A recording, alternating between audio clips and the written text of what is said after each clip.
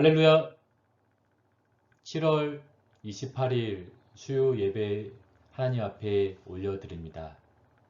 이제 오늘 민수기의 마지막 부분입니다. 7월 한 달 동안 저희가 민수기를 향해 열심히 달려왔습니다. 오늘 이제 민수기의 후반부 부분을 함께 말씀을 통해서 은혜 나누는 시간 가지길 원합니다. 먼저 찬양 함께 나누길 원합니다.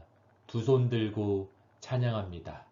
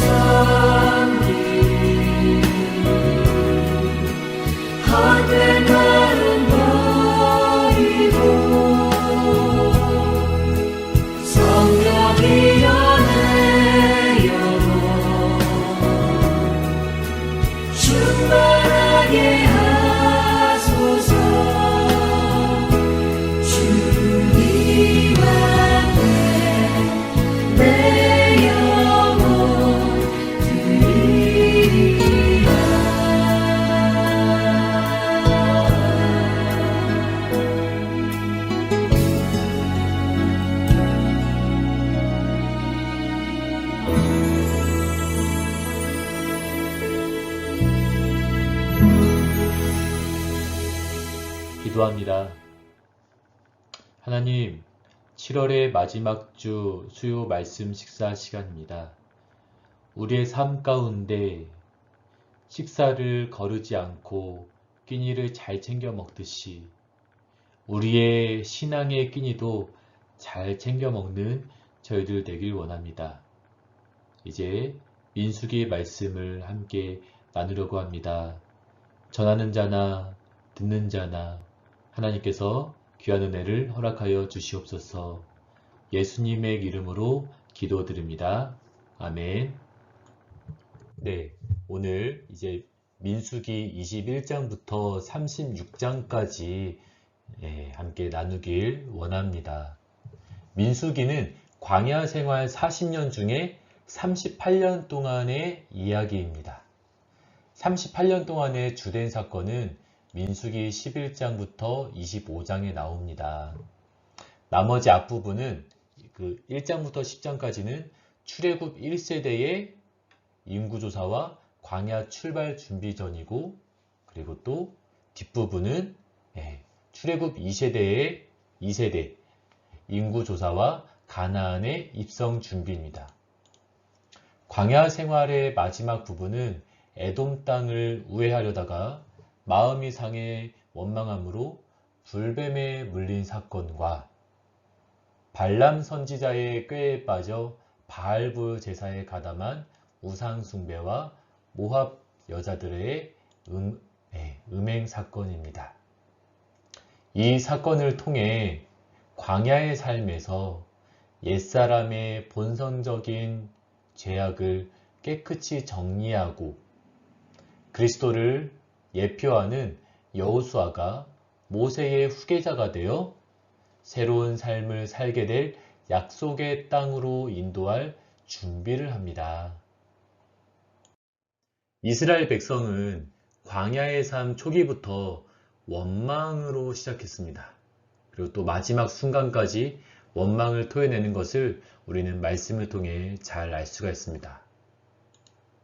얼마나 원망이 많았으면 우리는 떼쓰는 백성, 원망하는 백성으로 그렇게 기억하고 있을까요? 험난한 광야길과 그리고 매일 반복되는 만나의 실증을 느낀 이스라엘 백성은 일만 생기면 구속의 은총을 잊어버리고, 즉 이 이집트에서 구원해 주신, 탈출시켜 주신 하나님의 은혜는 매일매일 까먹고, 그리고 오히려 애굽의 노예 생활에서 구출된 것을 원망하기까지 합니다. 자, 이런 상황 어디서 많이 보지 않았나요? 바로 우리들의 삶도 실제로 이와 다를 바 없는지 생각해 보길 원합니다. 험한 이 세상 속에서 우리를 구원해 주신 하나님의 은혜는 하루 걸러 잊어버리고 죽겠다, 힘들다, 망했다, 답이 없다, 이렇게 감사가 사라진 고백만 하고 있지는 않은지요. 자, 창세기에서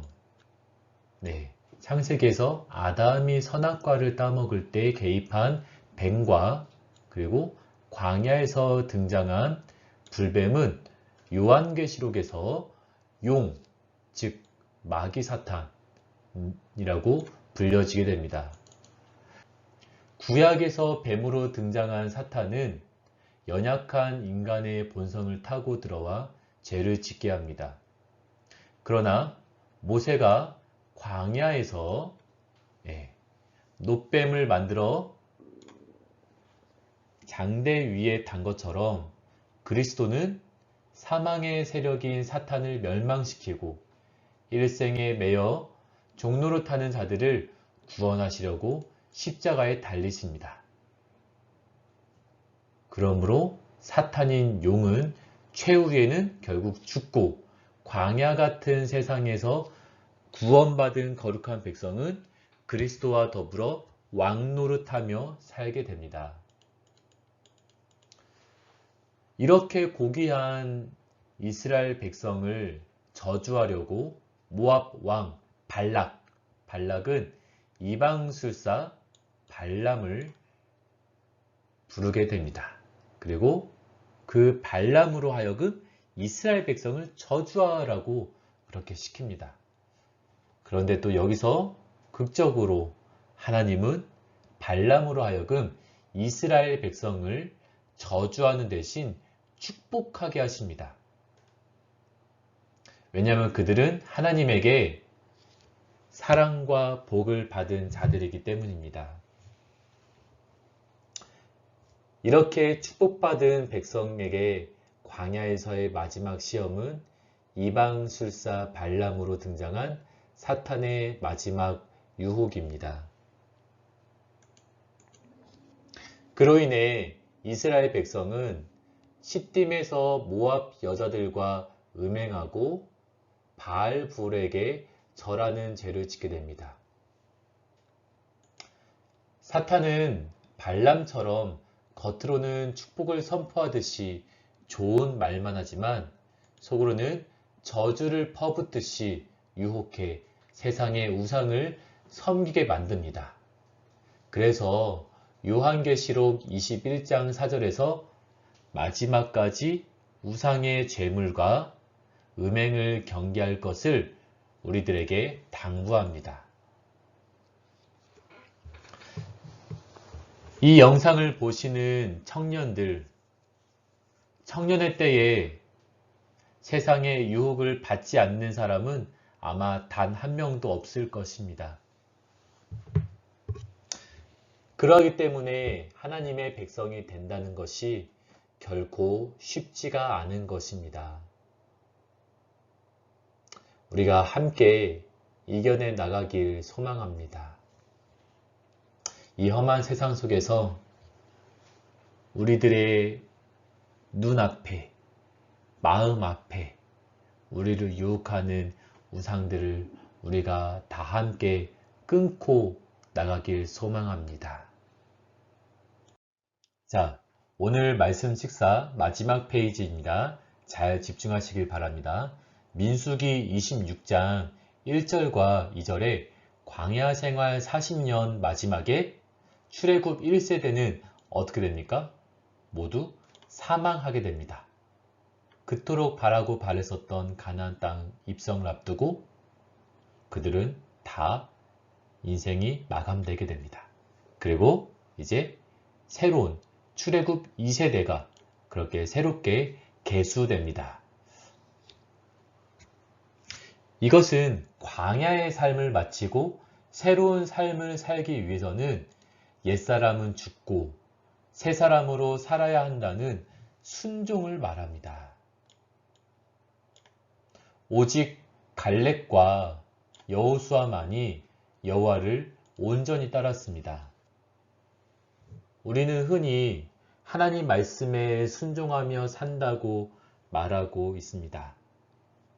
순종에는 두 가지로 볼 수가 있는데 나의 기준에서의 순종, 하나님의 기준에서의 순종이 있습니다. 우리들의 입장에서의 순종은 이것저것 다 떼고 세금 떼고 하는 것처럼 나의 이것 때문에 떼고 이것 때문에 빼고 그 나머지를 순종합니다. 이렇게 말하는 경우가 참 많이 있습니다.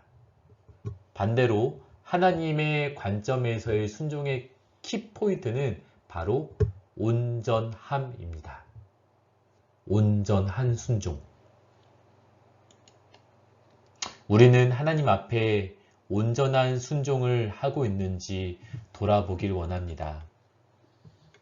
결국 애굽에서 나온 자들 중에 20세 이상은 갈렙과 여호수아 외에는 하나님께서 아브라함과 이삭과 야곱에게 맹세하신 약속의 땅 가나안을 보지 못하게 됩니다. 왜냐하면 그들은 하나님을 온전히 따르지 않았기 때문입니다. 여호와의 목전에 악을 행한 옛사람의 모형 출애굽 1세대는 마침내 다 죽게 됩니다. 그러나 새 사람의 모형 2세대는 하나님의 은혜로 약속의 땅 가나안에 들어가게 됩니다. 하나님께서 여호수아와 갈렙을 등장시키신 이유가 무엇일까요? 여호수아는 우리가 다 잘 아시다시피 모세의 후계자로 등장합니다. 모세가 어딜 가든지 간에 하나님과 독대할 때도 그는 그 바로 밑에서 밤새도록 모세를 기다렸습니다. 모세가 하나님과 소통하고 철저하게 기도하며 대담하는 그러한 장면을 늘 보면서 이미 지도자 수업을 간접적으로 받았던 것입니다. 그는 눈에 보이지 않는 영적인 약속의 땅, 새하늘과 새 땅으로 인도하실 예수 그리스도를 예표하는 자이기 때문입니다. 또한 갈렙은 예수 그리스도가 탄생하실 유다 지파 출신입니다. 예수님이 탄생하실 땅을 예비하게 되는 것입니다. 이러면서 이제 민수기는 마감하게 됩니다.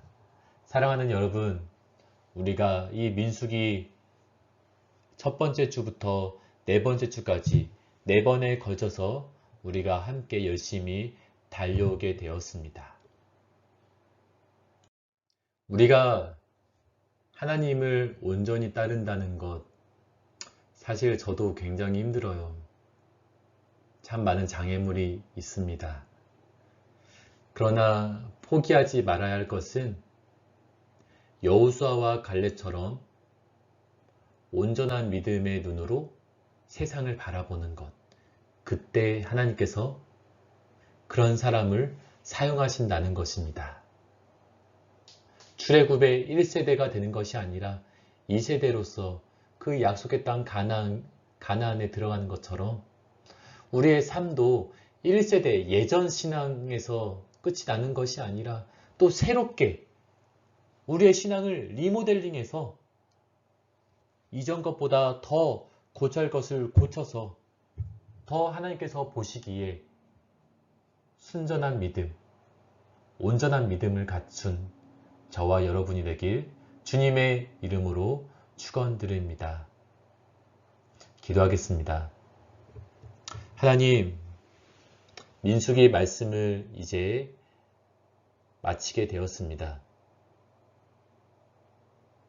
민수기에서 우리에게 말씀하시고자 하는 것을 말씀하시고 실천하는 저희들 되게 하여 주시옵소서. 예수님의 이름으로 기도드립니다. 아멘. 주기도문으로 7월 마지막 주 수요 말씀 식사를 마치겠습니다. 주기도문 하시겠습니다. 하늘에 계신 우리 아버지여, 이름이 거룩히 여김을 받으시오며 나라의 임하옵시며 뜻이 하늘에서 이룬 것 같이 땅에서도 이루어지이다. 오늘날 우리에게 일용할 양식을 주옵시고 우리가 우리에게 죄 지은 자를 사하여 준 것 같이 우리 죄를 사하여 주옵시고 우리를 시험에 들게 하지 마옵시고 다만 악에서 구하옵소서. 대개 나라와 권세와 영광이 아버지께 영원히 있사옵나이다. 아멘.